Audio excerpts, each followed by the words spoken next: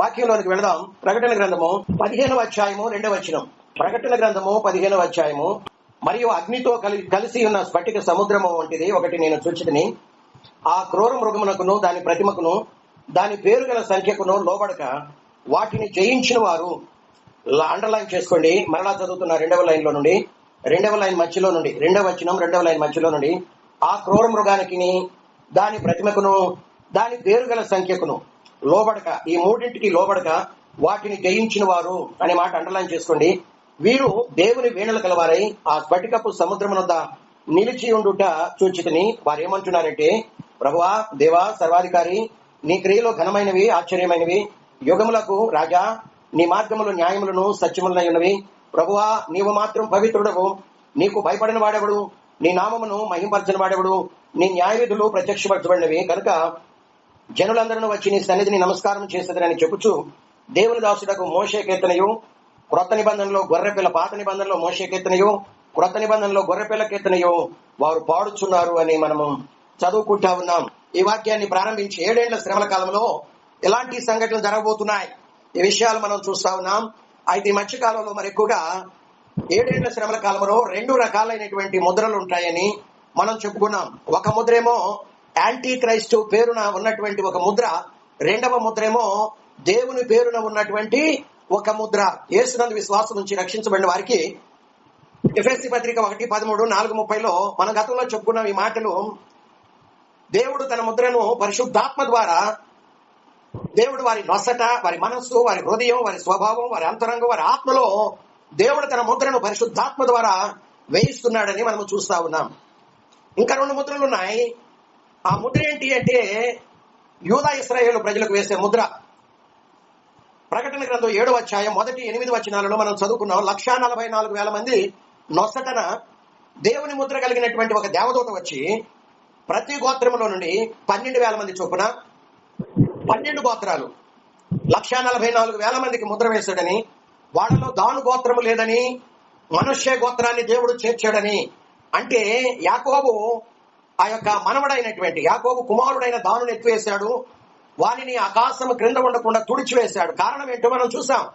నేను తప్ప మీకు వేరొక దేవుడు ఉండకూడదు, రోషం కలిగిన దేవుణ్ణి, ఏ ప్రతిమను చేసుకోకూడదు, సాగిల పడకూడదు, మొక్కకూడదు, నేనే దేవుడను, అలా ఎవడైనా చేస్తే ఆకాశం క్రింద వాడి వంశం లేకుండా నేను తుడిచివేస్తానని వాగ్దానం చేసినటువంటి దేవాది దేవుడు దాను గోత్రాన్ని ఆకాశం క్రింద లేకుండా. అయితే 1000 ఏళ్ల కాలంలో దేవుడు దాను గోత్రానికి ఒక అవకాశం ఇస్తాడని మనం చెప్పుకున్నాం. యెహెజ్కేలు గ్రంథం 40వ అధ్యాయం 48వ అధ్యాయంలో ఆ విషయాలు మనకు కనబడతా ఉన్నాయి. అయితే పరలోకానికి వెళ్లారు సంఘంతో పాటు ఈ 144,000 మంది ముద్రించబడి వీరు పరలోకానికి కొనుక్కోబడ్డారని మనం చూస్తా ఉన్నాం. కొనుక్కోబడినటువంటి 144,000 మందిలో దాను గోత్రం ఆ ధన్యతను కోల్పోయారు. పరలోకాన్ని వాడు చూడలేదు, చూడబోరు కూడా గాక. వాడు ఒకవేళ వస్తే గిస్తే 1000 ఏళ్ల నీతి పాలన కాలంలో దేవుడు ఒక అవకాశం ఇస్తాడు కాబట్టి ఒకవేళ వాడు కనుక దాన్ని సద్వినియోగం చేసుకొని రక్షించబడితే వాడు నేరుగా నూతన యెరూషలేము పట్టణానికి వస్తారు తప్ప క్రొత్త ఆకాశం క్రొత్త భూమిలోనికి వాళ్ళు ఇప్పుడున్నటువంటి పరలోకానికి వాళ్ళు సంఘంతో పాటు 144,000 మందితో పాటు కొనుక్కోబడరు అని మనము చూస్తా ఉంటా ఉన్నాం. మంచిదండి. అయితే మనం ప్రకటన గ్రంథం 17వ అధ్యాయం 5 వచనాల్లో చదువుకున్నాం. అక్కడ స్త్రీ ఒకటి కనబడుతుంది. స్త్రీ అనగానే ఒక మతం అని చెప్పుకోవాలి. అది యోధా మతం కావచ్చు, లేక క్రీస్తు సంఘానికి కూడా స్త్రీ అనే పేరుంది. ఎఫెసీ పత్రిక 5వ అధ్యాయము 27వ వచనంలో పౌలు అపోస్తలుడు భార్యాభర్తల యొక్క సంబంధాన్ని ఉటంకిస్తూ క్రీస్తుకు సంఘానికి ఉన్నటువంటి మధ్య సంబంధాన్ని ఆయన తెలియజేస్తూ వస్తున్నాడు. స్త్రీ అక్కడ మనకు కనపడుతుంది. స్త్రీ అంటే సంఘం. దానికోసం యేసయ్య ప్రాణం పెట్టాడు, రక్తం కార్చాడు, ఉదక స్నానంతో ఉతికాడు. కాబట్టి స్త్రీ అంటే ఏమని చెప్పుకోవాలి మనం? సంఘం. స్త్రీ అంటే ఒక మతము అని. అది క్రైస్తవ మతం కావచ్చు, యోధా మతం కావచ్చు, ఇస్లాం మతం కావచ్చు, లేకుంటే రోమన్ క్యాథలిక్ మతం. ప్రకటన గ్రంథం 17వ అధ్యాయములో మనకు ఒక స్త్రీ కనబడుతుంది. ఆ స్త్రీ దేని మీద కూర్చుంది? క్రూర మృగం మీద.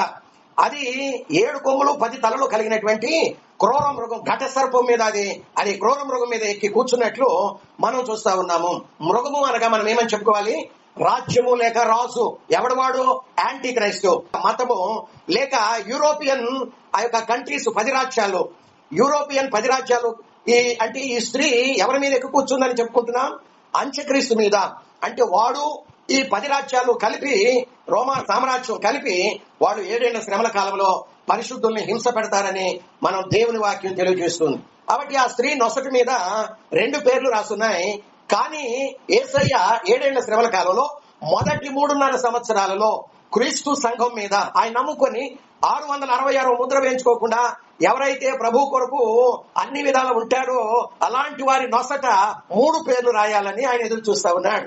అయితే మనం 14వ అధ్యాయం గత 2-3 వారాలు ప్రకటన గ్రంథం 14వ అధ్యాయం 9 నుండి 11 వచనాల వరకు ఒక వాక్యాన్ని చదువుకున్నాం.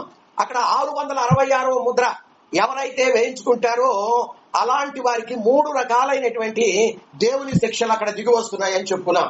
ఇప్పుడు మనం 15వ అధ్యాయం 2వ వచనం చదువుకున్నాం. ఇక్కడ ఎవరైతే ఆ యొక్క 666వ సంఖ్య గాని పేరు గాని ముద్ర గాని వేయించుకోరో అలాంటి వారు ఏమై ఉన్నారని ఇక్కడ చదువుకుంటా ఉన్నాము. అంటే జయించారు, జయ జీవితం యేసయ్య అంటాడు ప్రకటన గ్రంథం 3వ అధ్యాయం 21వ వచనంలో. అంటే నేను జయించి నా తండ్రి సింహాసనం మీద కూర్చుండి ఉన్న ప్రకారం మీరును జయించండి, నేను నా సింహాసనం మీద కూర్చుండనిత్తును అని చెప్పి ఆయన వాగ్దానం చేశాడు, ప్రామిస్ చేశాడు, ప్రమాణం చేశాడు. దేవుని బిడ్డ, నీకు దేవుని సింహాసనం మీద యేసయ్య కుడి ఎడమ ప్రక్కల కూర్చోవాలని కనుక ఆశ కనుక ఉంటే 660 రాబోయే 7 సంవత్సరాల శ్రమల కాలంలో 666వ సంఖ్య, ఆ సంఖ్య కానీ ఆ పేరు గల ముద్ర గాని ఆ పేరు గాని నీ నొసట నీ కుడి చేత వేయించుకోకుండా ఉండాలని దేవుని వాక్యం మనకు తెలియజేస్తా ఉంది. అయితే ఈ 15వ అధ్యాయం 2వ వచనంలో మనం చదువుకున్నటువంటి వాక్య భాగంలో ఆ సంఖ్యకు గాని ఆ పేరు గాని ఆ ముద్ర గాని ఎవరైతే వేయించుకోకుండా జయిస్తారో అనే మాటను మనం చూసినట్లయితే ఈ వచనంలో, ఈ 2వ వచనంలో మనం చదువుకున్న వచనంలో 3 రకాలైన ప్రజల్ని దేవుడు ఒక పేపర్ తీసుకున్నాడు. ఒక పేపర్ తీసుకొని ఆ పేపర్ లో లిస్ట్ లో 3 రకాల పేర్లు రాసుకున్నాడు.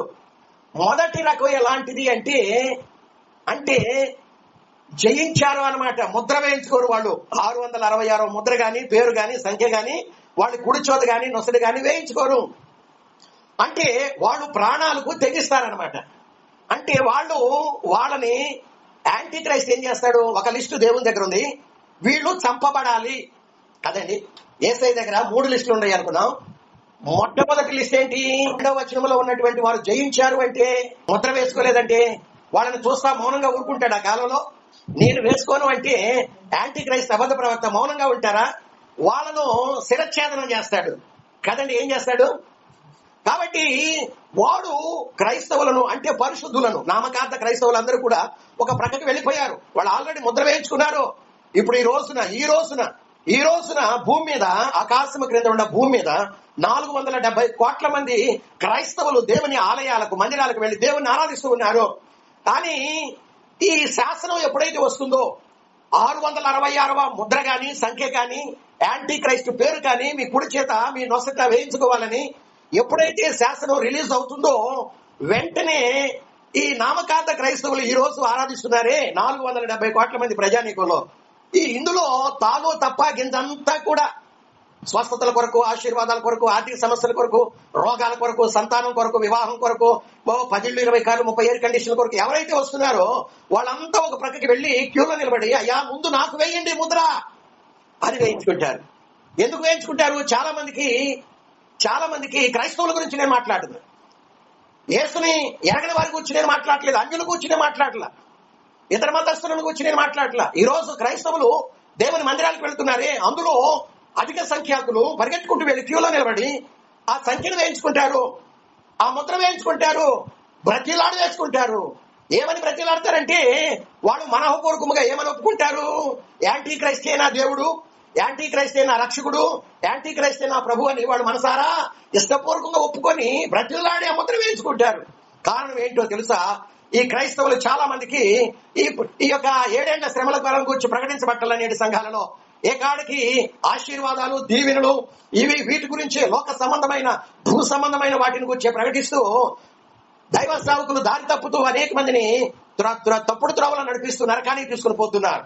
దేవుని బిడ్డ, ఈ వాక్యం వింటున్న నీవు నేను మనమందరం కూడా ధన్యజీవులం. పరిశుద్ధాత్మ దేవుడు మన కళ్ళు తెరుచును గాక, మన హృదయాలు తెరుచును గాక, మన మనస్సులు తెరుచును గాక.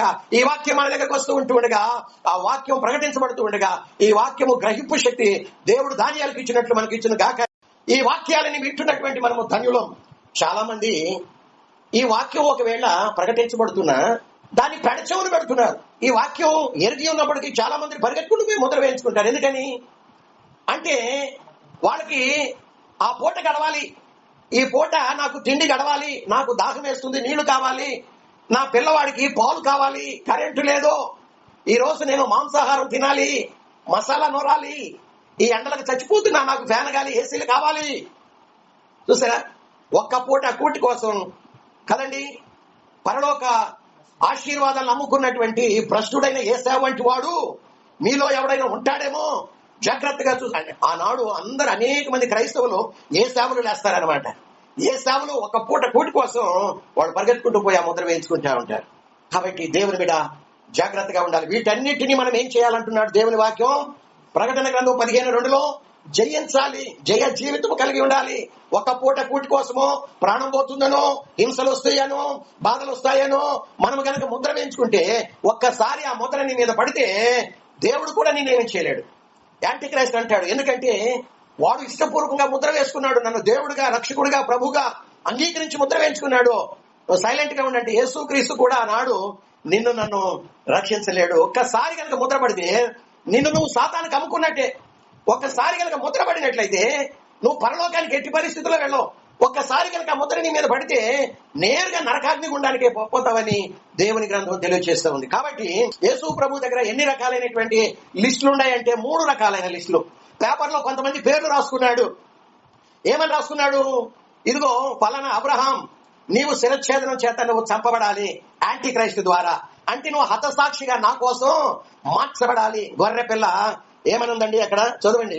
13వ అధ్యాయం అనుకుంటాను, 12వ అధ్యాయం 10వ వచనంలో మరియు ఒక గొప్ప స్వరము 4వ లైను 5వ లైను 11వ వచనం పైన చదవండి.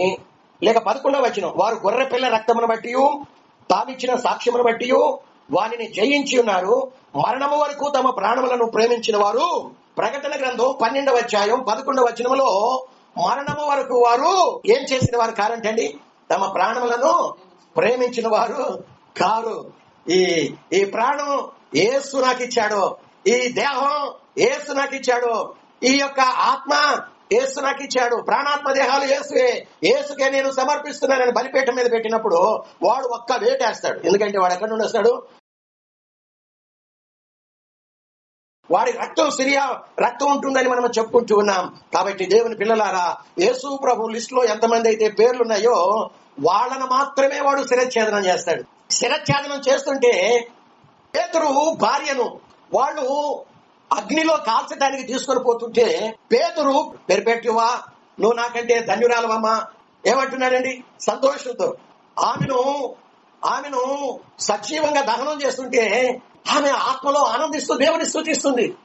ఏ నామమైతే ప్రకటించకూడదని ఆమెకు ఆజ్ఞాపించి తగలబెడుతున్నారో అదే నామాన్ని యేసు యేసు యేసు యేసు నామములో బాప్తిసం, యేసు నామములో రక్షణ, యేసు నామములో స్వస్థత, యేసు నామములో జై జీవితం, ఇవన్నీ కూడా ఆమె సంతోషంగా. ఎందుకంటే ఆ కాలంలో ముద్ర వేయించుకోకుండా ప్రభు కొరకు సజీవంగా హతసాక్షులయ్యే వాళ్ళ కోసం యేసయ్య ఆయన కృపతో నింపుతాడు. కృపతో నింపుతున్నప్పుడు వాళ్ళు దేవుణ్ణి స్తుతిస్తూ ఆనందంతో గంతులు వేస్తున్నారు. ఈ కొద్ది నిమిషాలే ఇది, ఇదిగో నేను కన్ను మూస్తే తెరిచేది నా యేసు దగ్గర ఉంటాను అని చెప్పి సంతోషంతో. రెండవ లిస్టులో ఎవరుంటారు? రెండవ లిస్టులో మొదటి లిస్టులోనేమో శిరచ్ఛేదనం చేయబడేవాడు. ప్రకటన గ్రంథం 20వ అధ్యాయం 4వ వచనం 6వ లైన్లో మనకు ఆ మాట కనబడుతుంది. యేసు ప్రభు దగ్గర రెండవ లిస్టు ఉంది. ఈ 15వ అధ్యాయం 2వ వచనం ముందు చూసారా, అందులో రెండవ లిస్టు వాళ్ళు ఎవరు అంటే హెబ్రీయులకు రాసిన పత్రిక చూద్దామండి. హెబ్రీయులకు రాసిన పత్రిక 11వ అధ్యాయము, త్వరగా సమయం గతించిపోతుంది. హెబ్రీయులకు రాసిన పత్రిక 11వ అధ్యాయం 35వ వచనం నుండి 35 నుండి, స్త్రీలు మృతులైన తమ వారిని పునరుద్ధానం వలన మరలా పొందిరి, కొందరైతే మరి శ్రేష్టమైన పునరుద్ధానం పొందగోరి విడుదల పొందనొల్లక యాతన పెట్టబడి. యాతనలు ఉంటాయి రెండవ లిస్టులో. యేసు ప్రభు దగ్గర ఈ 3.5 సంవత్సరాలు శ్రమల కాలంలో నువ్వు యాతన అనుభవించాలి, వేదన అనుభవించాలి, బాధ అనుభవించాలి, హింస అనుభవించాలి అని ఆయన రెండవ లిస్టులో వాళ్ళను మాత్రమే వాడు యాతన పెడతాడు. ఇంకా మనం చదువుకుంటే 36వ వచనంలో మరికొందరు తిరస్కారములను, మరికొందరు కొరడా దెబ్బలను, మరికొందరు బంధకములు, మరికొందరు ఖైదును అనుభవించారు, మరికొందరు రాళ్లతో కొట్టబడ్డారు, మరికొందరు రంపాలతో కొయ్యబడ్డారు, మరికొందరు శోధింపబడ్డారు, మరికొందరు ఖడ్గముతో చంపబడిరి. గొర్రె చర్మాలని మేక చర్మాలు వేసిన దరిద్రులైండి శ్రమపడి హింస పొందుచు అడవుల్లోనూ కొండల మీదను గుహల్లోనూ సొరంగాల్లో తిరుగులాడుచు సంచారం చేశారు. అట్టి వారికి లోకం యోగ్యమైంది కాదు. రెండవ వారికి యేసు ప్రభు దగ్గర రెండవ లిస్టులో ఎవరున్నారు చెప్పండి? రంపాలు పెట్టి పోయబడాలి, యాతనలు పెట్టబడాలి, రాళ్లతో కొట్టబడాలి, గుర్రాల కట్టి ఈడ్చుకుని పోవాలి, కొండపేటలకు తీసుకుని వెళ్లి ఎత్తైన ప్రాంతం నుండి క్రిందకి పడద్రోయాలి, పైన చెట్లకు కట్టి క్రింద మంటలు పెట్టాలి. ఇదిగో గొర్రె చర్మం వలిచినట్లు ఈ పరిశుద్ధుల చర్మాన్ని వాడు ఒలిచేస్తాడు. ఈ విధంగా హింస అనుభవించాలి. మొదటి లిస్ట్ ఏమో హతసాక్షులు, దేవుని కొరకు ప్రాణం పెట్టాలి. ఎంతమంది వాళ్ళకంటే ఒక్కడి తక్కువ గాని ఒక్కడు ఎక్కువ గాని దేవుని లిస్టులో లేనటువంటి వాడిని వాడు ఎటువంటి శిరచ్ఛేదనం చేయడు. వాళ్ళు మాత్రమే హతసాక్షులుగా మార్చబడతారు. రెండవ లిస్టులో ఎవరున్నారంటే హింస అనుభవించేవాడు, పలు రకాలైన హింస. మూడవ లిస్టులో ఎవరుంటారు అంటే షడ్రక్ మేషక్ అబేద్నెగో దానియేలు వంటి వారు ఉంటారు. వాడు చంపాలనుకుంటాడు, చంపలేడు. వాడు హింస పెట్టాలనుకుంటాడు, హింస పెట్టలేడు. ఎందుకంటే వాళ్ళని అగ్నిలో వేసినా కానీ అగ్ని వాళ్ళని ఏం చేయలేదు, సింహాల బోనులో వేసినా కానీ సింహాలు వాళ్ళని ఏమే చెయ్యలేడు. మూడవ లిస్టులో మిగిలిన వాళ్ళందరూ కూడా ఉంటారు. ఎవరైతే ముద్ర వేయించుకోలేదో మొదటి లిస్ట్ ఏమో హతసాక్షులు, రెండవ లిస్ట్ ఏమో చెప్పండి, రెండవ లిస్ట్ ఏమో హింస, బాధ, వేదన, అనేక రకాలుగా శ్రమలు అనుభవించేవారు. మూడవ లిస్టులో ఎవరుంటారు అంటే వాడు హింస పెట్టాలనుకుంటాడు, హింస వాడు అనుభవించలేరు. వాడు చంపాలి అనుకుంటాడు కానీ చంపలేరు. వాళ్ళ గొంతు దగ్గరికి కత్తి వెళ్ళింది కానీ కత్తి అక్కడే ఆగిపోతుంది. వాళ్ళు ఎంత బలం ఉపయోగించినా గానీ మెడ మీదకి పోదు, అంగుళం అవతలే నిలబడుతుంది. దేవుని బిడ్డ ఆ రోజుల్లో దేవుడు 3 లిస్టులు రాసుకున్నాడు. ఆ 3 లిస్టుల్లో ఏదో ఒక లిస్టులో గనక నీవు నేనుంటే మనం ఎంతో ధన్యులు అండి. ఎంత ధన్యత అంటే మనం చదువుకున్నాం చూసావా, 11వ ప్రకటన గ్రంథము 15వ అధ్యాయము 3వ వచనము నుండి ఈ 3 లిస్టులు కలిగిన వాళ్ళు ఎక్కడున్నారండి? 2వ వచనం మొదటి లైన్ లో, మరియు అగ్నితో కలిసిన స్ఫటిక సముద్రము వంటిది ఒకటి నేను చూచితిని. అక్కడున్నారు వీళ్ళందరూ.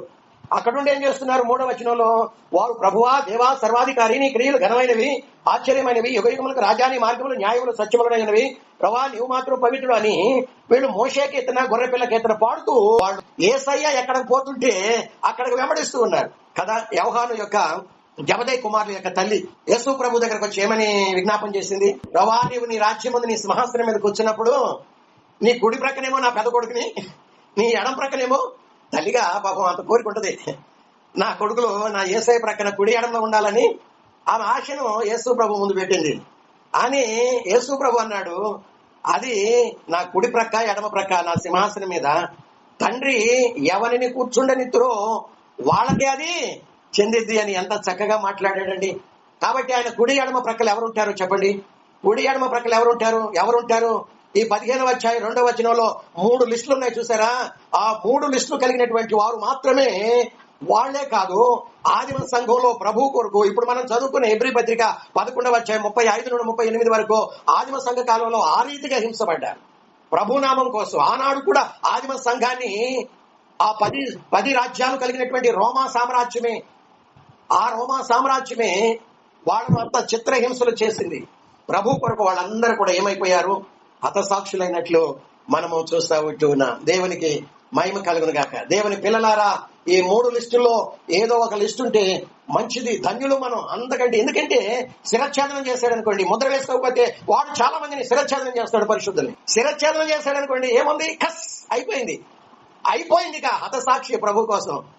రెండవదిగా హింస కంటే హతసాక్షులు అవటం చాలా ధన్యత అండి. అదేముంది? సర్రమని కత్తి దించేసింది. బలిపీఠం మీద శిరస్సు పెడతారు, ఒక్క ఏటేస్తారు, అంతే శిరచ్ఛేదనం చేయబడింది. శిరస్సు మొండం వేరైపోతాయి, సపరేట్ అయిపోతాయి. కానీ చిత్రహింసలు నేను చూసారా, అవి అనుభవించేవాళ్ళు బాధ అన్నట్లుగా ఉండదు, అది వాళ్ళకి హింస అన్నట్లుగా ఉండదు, చిత్రహింస అన్నట్లుగా వాళ్ళకు ఉండదు. చర్మాలు ఒలుస్తుంటే వాడు దేవుణ్ణిలో ఆనందిస్తారు, నాట్యమాడతారు, గంతులు వేస్తారు. ప్రభు అంతగా వాళ్ళకి కృపనిస్తాడు. అవన్నీ కూడా భరించే కృప. బాధలుగా ఉండవు. శ్రమలుగా ఉండవు, కష్టాలుగా ఉండవు, హింసలుగా ఉండవు. నిజంగా ప్రభు కోసం ఆ ధన్యత అనుభవించడం నిజంగా అది మనస్సులోనే తీర్మానం చేసుకో ఉంటాడండి. ముద్ర వేసుకో, నేను హింస అయినా అనుభవిస్తా, నేను శిరచ్ఛేదనమైన చేయబడతా, నేను అగ్నిగంధకాలతో మండే గుండంలోనైనా పడవేయబడతా, నేను సింహాల బోన్లోనైనా వేయబడతాను, కానీ నేను మాత్రం ఆ పని షడ్రక్ మేషక్ అబేద్నెగోల వలె ఎవరైతే వాళ్ళ మనసులో ఆల్రెడీ వాళ్ళు ఒక డెసిషన్కి వచ్చేసారు. బైబిల్ ఏం చెప్తుందంటే ఎక్కడో రెండో కొరింథీ మాట, దేవుని కొరకు నువ్వు ఇవ్వాలనుకున్నది నువ్వు మనసులో అనుకుంటే చాలు, నువ్వు ఇచ్చేసినట్టే కదండి. నీ శక్తికి మించింది నువ్వు దేవుని కొరకు ఇవ్వాలనుకుంటున్నావు, నువ్వు మనసులో ఇచ్చేసావు ఆల్రెడీ అని చెప్పేసి కొరింథీ 2వ పత్రిక ఏమో బహుశా చూద్దాం, ఒక బలమైన మాట, దీనికి అనుబంధమైనటువంటి మాట అక్కడ వ్రాయబడి ఉంది. ఏమనంటే 8వ అధ్యాయం 1 నుండి ఈ యొక్క మాసిదోనియా సంఘాలు ఇచ్చినటువంటి మొదటి వచనంలో చదువుకున్నాం. సహోదరులారా, మాసిదోనియా సంఘాలకు అనుగ్రహింపబడి ఉన్న దేవుని కృపను గురించి. ఏం కృప ఇది అంటే 2వ వచనం 3వ లైన్లో, వారు నిరుపేదలైనను వారి దాతృత్వం బహుగా విస్తరించును అని వ్రాయబడి ఉంది. 4వ వచనం 2వ లైన్ చివరిలో, వారు తమ సామర్థ్యము కొలదియే కాక సామర్థ్యము కంటే ఎక్కువగా తమంతట తామే ఇచ్చిరని అని. ఇదంతా ముందు వాళ్ళు ఎక్కడనుకున్నారు? 10వ వచనంలో ఇందును గూర్చి నా తాత్పర్యం చెప్పుచున్న సంవత్సరం క్రిందటే ఈ కార్యం చేయటి అందే కాక చెయ్య తలపెట్టుట ఎందు కూడా మొదటి వారై ఉండిన మీకు మేలు. కావున తలపెట్టుటకు సిద్ధమైన మనస్సు, అండర్లైన్ చేసుకోండి, తలపెట్టుటకు సిద్ధమైన మనస్సు మీకు ఎలాగో కలిగినో అలాగే మీ కలిమి కొలది సంపూర్తిగినట్లు మీరు ఆ కార్యమును ఇప్పుడు నెరవేర్చండి. మొదట ఒకడు సిద్ధమైన మనస్సు కలిగి ఉంటే శక్తికి మించింది కాదు, కానీ కలిమి కొలది ఇచ్చినది ప్రీతికరము అని బైబిల్ చెప్తుంది. ఎందుకు చెప్తున్నారంటే మనస్సులో వాళ్ళు ఏం చేశారు? దేవుని కొరకు మేము ఇది ఇవ్వాలి, ఎంత ఇవ్వాలి అని మనస్సులో సిద్ధపడ్డారు. శక్తికి మించింది అది. ఇది మాసిదోనియా సంఘాలకు మొదటి వచనంలో అది ఒక కృప అండి. ఇచ్చుట అనేది ఒక కృప. ఆ ధన్యత అందరికీ ఉండదు, అదొక గొప్ప వరమని మనము 2వ కొరింథీ పత్రిక 8వ అధ్యాయంలో మనము చదువుకుంటాం. 2వ కొరింథీ పత్రిక 9వ అధ్యాయము 14వ వచనంలో మనం చదువుకుంటే, మరియు మీ ఎడల 9:14 మీ ఎడల దేవుడు కనబరిచిన అత్యధికమైన కృపను చూచి. ఇచ్చుట అనేది ఒక కృప అండి. ఆ మనస్సు అందరికీ ఉండదు. వాళ్ళకి ఇద్దామని ఉంటది, కానీ తిట్టడానికి ఉండదు. శక్తికి మించింది ఇది. కానీ దేవుడిచ్చాడు, నా సమస్తాన్ని దేవునికి ఇచ్చేస్తాననే మనస్సు సిద్ధపడ్డారు, మనస్సులో సిద్ధపడ్డారు. అట్లానే 666వ ముద్ర వేసుకోకూడదు అని ఒక మనసులో తీర్మానం, సిద్ధపాటు. నా ప్రాణం పోయినా పర్వాలేదు, వాడు నా చర్మము ఒలిచినా పర్వాలేదు, నన్ను ముక్కలుగా నరికినా పర్వాలేదు, నన్ను చెట్టు కట్టేసి క్రింద మంట పెట్టినా పర్వాలేదు, గుర్రాలకు నా మెడకట్టి ఈడ్చుకెళ్లిన రోట్ల మీద గులకరాల మీద ఈడ్చుకెళ్ళినా పర్వాలేదు, నేను మాత్రం ఆ పని చెయ్య జాలను. మనసులో ఏమయ్యారు వాళ్ళు? సిద్ధ మనసు అంటారు దాన్ని. వాళ్ళు నువ్వేమన్నా చెయ్యి, ఏమైనా చెయ్యి, వాడు ఎంత బలవంతమైనా చెయ్యి నిన్ను, కానీ వాళ్ళు మాత్రం మనసులో సిద్ధపడ్డారు, ఒక తీర్మానానికి వచ్చేసారు. కాబట్టి వాళ్ళు ఎంత మాత్రము కూడా 666వ ముద్ర వేయించుకోగారు కాక ఒకవేళ వాళ్ళు వేయించుకోరు కాబట్టి ఎంతకాలం ఉంటుందండి అది? 3.5 సంవత్సరాలు వాడిని చర్మాన్ని ఒలుస్తా శిరచ్ఛేదం చేశాడనుకో, రెప్పపాట్లో నీ ప్రాణం పోతే నువ్వు పరలోకంలో ఉంటావు యేసయ్య దగ్గర. ఒకవేళ నీ చర్మాన్ని ఒలుస్తూ ఉంటే ఎంతకాలం నీ ప్రాణం ఉంటుంది? నిన్ను రోడ్లకు కట్టి ఈడ్చుకొని పోతా ఉంటే, గుర్రాలకు కట్టి గులకరాల మీద రక్తం అంతా పోతే 24 గంటల కంటే ఎక్కువ బ్రతకలేవు నువ్వు కదా. మేకులు పెట్టి సూదులు పెట్టి నీ చర్మాన్ని గుచ్చారనుకో, నీ ప్రాణం ఆయాసపడి 48 గంటల కంటే ఎక్కువ నువ్వు బ్రతకలేవు. నీ శరీరం, నీ ప్రాణం మహా అయితే 48 గంటలు వేదన అనుభవిస్తూ ఉంటది. ఆ తర్వాత కన్ను మూస్తే తెరిచేది. కానీ మనం చదువుకున్నాం చూసారా, మరలా వద్దాం, సమయం అయిపోయింది. 14వ అధ్యాయం ప్రకటన గ్రంథం 14వ అధ్యాయం 9 నుండి 11 వచనాల వరకు. గత 3 వారాల నుండి వాక్యం మనం ధ్యానిస్తున్నాం. 9 నుండి 11 వచనాలు. మరియు వేరొక దూత, అనగా 3వ దూత వీరి వెంబడి వచ్చి గొప్ప స్వరంతో ఇలాగ చెప్పెను, ఆ క్రూర మృగానికి గాని దాని ప్రతిమ గాని ఎవడైనను నమస్కారం చేసి తన నొసటి ఎందేమి చేతి మీదనేమి ఆ ముద్ర వేయించుకుంటే ఇందాకెవరు? లోబడిన వాళ్ళు, ముద్ర వేయించుకునే వాళ్ళు. వీళ్ళెవరు? లోబడి ముద్ర వేయించుకోని వాళ్ళు. 10వ వచనంలో వాళ్ళ మీదకి దేవుని ఉగ్రత 3 రకాలుగా దిగి వస్తుంది. ఏమీ కలపబడకుండా దేవుని ఉగ్రత పాత్రలో పోయబడిన దేవుని కోపమను మద్యం వాడు త్రాగును. 1.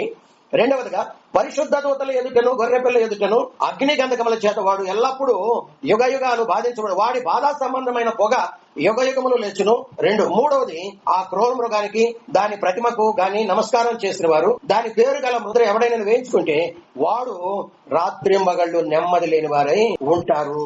ఇది ఎంతకాలం? ముద్ర కనుక నీ మీద పడిందా మిడతలు వచ్చి పుట్టేస్తాయి.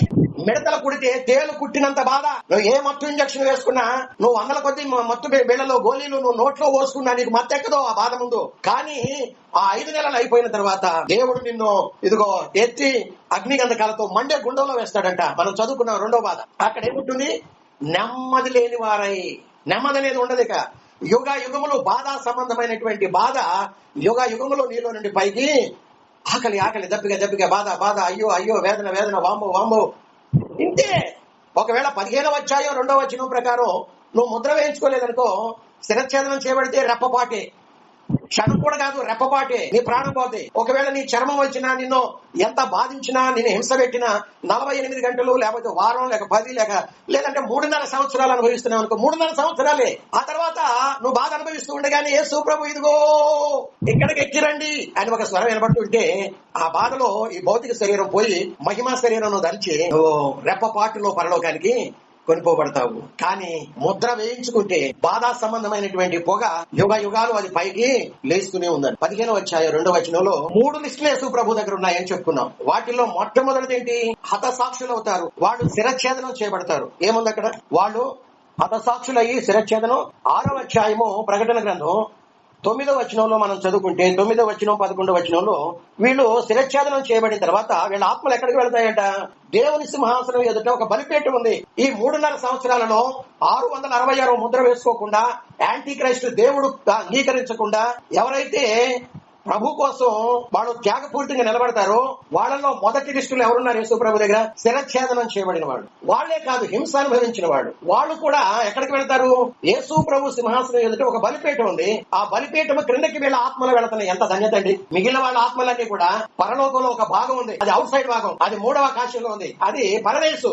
మిగిలిన వాళ్ళందరి ఆత్మలు పరదేశంలోకి వెళ్తాయి. గాని ఆ 3.5 సంవత్సరాలలో ఎవరైతే ముద్ర వేయించుకోకుండా హింసింపబడి చనిపోయారో, శిరచ్ఛేదనం చేయబడ్డారో వాళ్ళ ఆత్మలు నేరుగా ఎక్కడికి వెళ్తున్నాయి? దేవుని సింహాసనం ఎదుట ఒక బలిపీఠం ఉంది. ఆ బలిపీఠం క్రిందకి వెళ్లి వాళ్ళు ఏమంటున్నారు? 9వ వచనంలో ఆయన 5వ ముద్ర విప్పినప్పుడు దేవుని వాక్యం నిమిత్తం, తామిచ్చిన సాక్ష్యం నిమిత్తం వధింపబడిన వారి ఆత్మలను బలిపీఠము క్రింద చూచితిని. వారు ఏమంటున్నారు? వాళ్ళ ఆత్మలు అక్కడికి వెళ్లి నేరుగా, నాదా సత్యస్వరూపి పరిశుద్ధుడా, ఎందాక నీవు తీర్పు తీర్చకయు మా రక్తం నిమిత్తం భూనివాసులకు ప్రతిదండన చేయక ఉంటామని బిగ్గరగా కేకలు వేస్తుంటే యేసయ్య ఏమంటున్నాడు తెలుసా? అక్కడ తెల్లని వస్త్రము వారిలో ప్రతివానికి ఇవ్వబడింది ఆల్రెడీ. మరియు వారి వలనే యేసయ్య వారి వలనే చంపబడబోవు వారి సహదాసులు. ఎవరంటే వీళ్ళు. ఇప్పుడు లిస్టు ఉందండి, లిస్టులో నేనున్నాను, నేను చంపబడాలని యేసు ప్రభు దగ్గర.